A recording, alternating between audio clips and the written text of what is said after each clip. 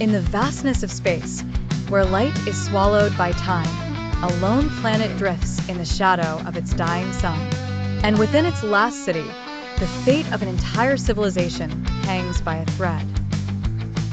A colossal underground facility hums with energy. Holographic screens float midair, displaying equations, star charts, and a countdown timer flashing. 00:10:24:16. Scientists in sleek metallic suits rush around. Dr. Lior, a middle-aged scientist with cybernetic eyes, stands at a control panel.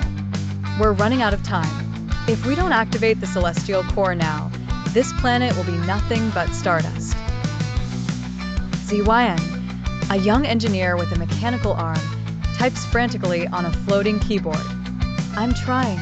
The core's destabilizing. It needs a power source beyond anything we have. Camera pans to a glass chamber in the center of the room.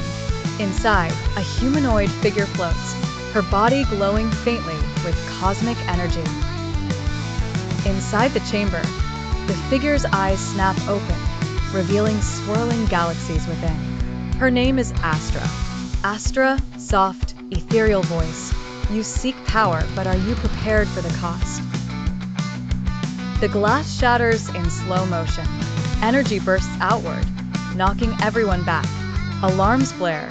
Astra floats midair, her body flickering between solid and translucent forms. Dr. Lior staggers to his feet. She's awake? The legends were true. Above the city, the sky darkens. A massive, ominous spacecraft descends, its surface shifting like liquid metal. Cut to the bridge of the ship.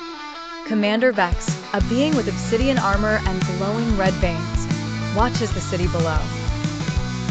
Commander Vex grins. The last light of the universe, finally within my grasp.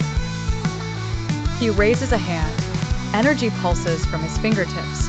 The ground below quakes as shadowy drones emerge, swarming the city. They leap onto a hovering transport.